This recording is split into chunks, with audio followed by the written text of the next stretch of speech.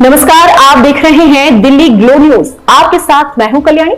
शुरुआत करते हैं आज की खास खबरों से। शनिवार दोपहर हिर पैलेस के निकट स्थित UIDAI आधार सेवा केंद्र पर लोगों ने एक अनोखा नजारा देखा।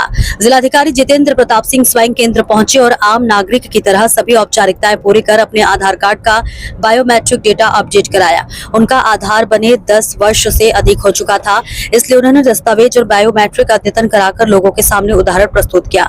केंद्र पर मौजूद लोग आश्चर्यचकित रह गए कि उनके जिले का जिलाधिकारी भी आम आदमी की तरह आधार कार्ड से जुड़ा कार्य कराने पहुंचा है। डीएम ने फिंगरप्रिंट स्कैन, आइरिश स्कैन और अपनी तस्वीर अद्यतन कराई। जिलाधिकारी ने मिलिट्री बायोमेट्रिक अपडेट के विषय में जानकारी देते हुए कहा कि जब बच्चों का आधार 5 वर्ष की आयु में बनाया जाता है तब उनके फिंगरप्रिंट पूरी तरह से विकसित नहीं होते, इसलिए 5 से 7 वर्ष की आयु के बीच बच्चों का बायोमेट्रिक डेटा निःशुल्क अपडेट किया जाता है।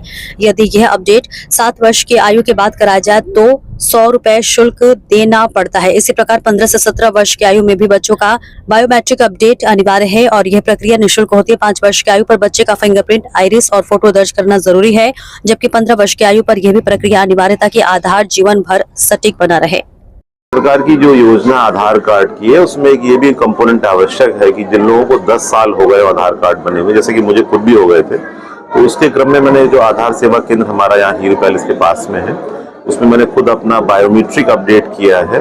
और उसका लाभ ये है कि कहीं पर भी आधार के यूज में या मान लो डिजी यात्रा में या किसी पीडीएस शॉप पर उसमें कोई कंफ्यूजन नहीं होता, कोई दिक्कत नहीं होती। अगर आपके फिंगरप्रिंट 10 साल में बदल सकते हैं थोड़ा बहुत या फेस बदल सकता है तो 10 साल में एक बार शासन का निर्देश है कि इसको अपडेट कर लें। यहाँ पे लोग घर बैठ के भी कर सकते हैं जो SSUP की है, जिसमें सेल्फ करके अगर वो चाहें तो अपना जो प्रूफ ऑफ आइडेंटिटी है POI है और प्रूफ ऑफ एड्रेस POA है वो उसको खुद अपलोड कर सकते हैं और वो निःशुल्क भी है।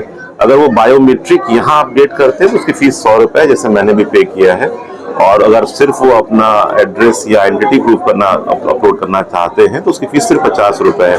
ये आवश्यक इसलिए है कि इतना बड़ा डेटाबेस है वो अपडेट रहे और जितनी भी डिजिटल सेवाएं हैं भारत में किसी को कोई दिक्कत ना हो।